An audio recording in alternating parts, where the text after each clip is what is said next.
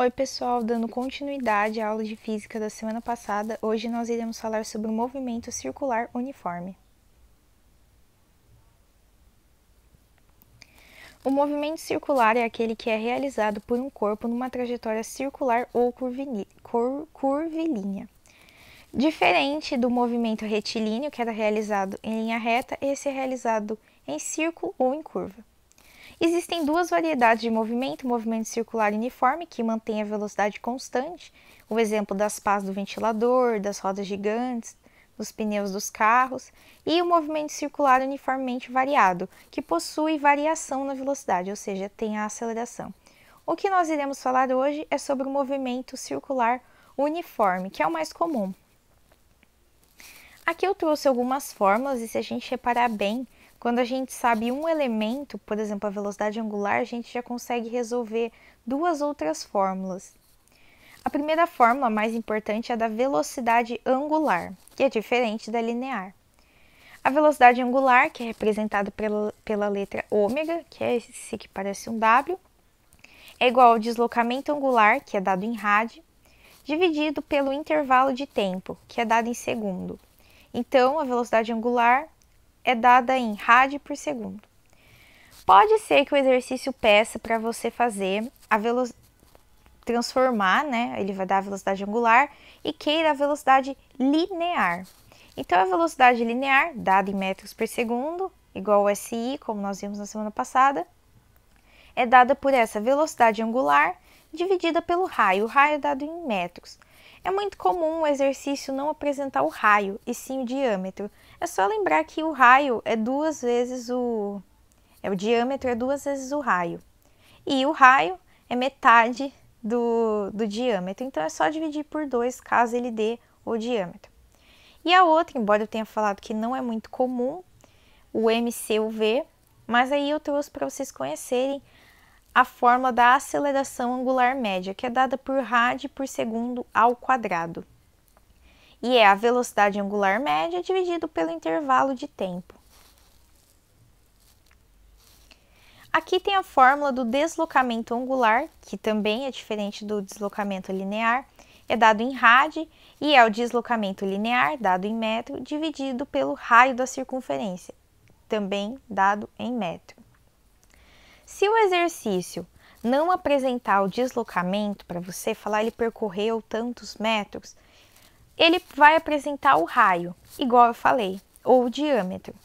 Nesse caso, ele vai apresentar o raio, para ficar mais fácil. Então, para a gente usar isso, a gente coloca, para achar o deslocamento linear, o C de circunferência, que é igual a 2πr, ou seja, 2 vezes o raio vezes π.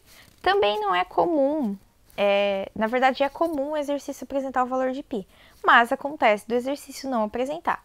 Se não apresentar, a gente usa como 3,14 mesmo. E, caso necessário, também apresente em diâmetro, né? Talvez eles coloquem o diâmetro e você tenha que achar o raio. Posição angular, que é onde aquele corpo, aquela partícula, aquele objeto se encontra. Também é dado em rádio. Outras fórmulas, as mais importantes, é a do período e da frequência. O período é o intervalo de tempo percorrido durante uma volta de uma dada partícula. Então, o que seria isso? É quanto tempo uma partícula leva para dar uma volta. O período é representado pela letra T e é 1 sobre o F. O F é a frequência e o período é dado em segundo. A frequência, que é representada pela letra F, é o número de voltas por unidade de tempo. Então, é quantas voltas uma partícula dá em determinado tempo. E ela pode ser 1 sobre o período, e é dado em Hertz, ou rotações por minuto em RPM, ou RPH, ou RPS também, é mais comum RPM ou Hertz. Mas a forma da frequência também pode ser F igual a ΔN, ou seja, a variação do número de voltas, dividido por ΔT, a variação do tempo. Então, tem essas duas variações da forma da frequência. A mais comum é essa do período, mas caso ele não apresente o período, ele vai apresentar o número de voltas para você calcular num determinado número de tempo. Então, quantas voltas uma partícula dá em 2 minutos? É o contrário do período. O período quer saber em quanto tempo ela percorre uma volta. A frequência quer saber quantas voltas ela percorre em um segundo, por exemplo. Aqui tem algumas relações, caso o exercício apresente a frequência. Então, a gente consegue achar a velocidade angular por 2πf, ou seja, 2 vezes π vezes a frequência, ou a velocidade linear é a mais comum do exercício pedir, por 2π vezes o raio vezes a frequência. Então, tendo a frequência, a gente já consegue achar a velocidade angular e a velocidade linear. Eu esqueci de mencionar na parte de fórmulas 2 que a circunferência, quando a gente acha o valor, né, o valor da polia, do círculo, da quadra, alguma coisa assim, às vezes pode falar assim, mas ele percorreu 2 voltas, então você tem que multiplicar o valor da circunferência por 2, para achar o deslocamento linear. Mesma coisa se for 3 voltas, 4 voltas, etc. Agora falando um pouco sobre as polias, que é um assunto muito comum também. O exercício pode trazer a seguinte pegadinha: apresentar a velocidade da polia A e pedir a velocidade da polia B. Então, lembre-se, a velocidade da polia A é sempre igual à velocidade da polia B, ou o contrário. Porque pensa, a gente pode dar o exemplo até da cadeira de rodas. Se uma roda se movimenta mais rápido do que a outra, a pessoa cai ou ela vai frear assim, porque é óbvio que se a velocidade fosse proporcional também ao tamanho, a roda menor giraria mais rápido, vocês não concordam? Então, é por isso que a velocidade linear de A é igual à velocidade linear de B.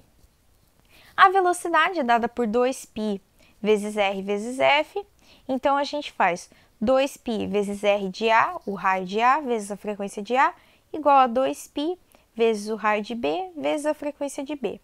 Corta dos dois lados o 2π, pois está se repetindo no mesmo lugar. E vai ficar o raio de A vezes a frequência de A igual ao raio de B vezes a frequência de B. Então, a frequência ela é uma unidade bem importante para a gente resolver várias fórmulas. É isso, espero que vocês tenham entendido o conteúdo e bons estudos!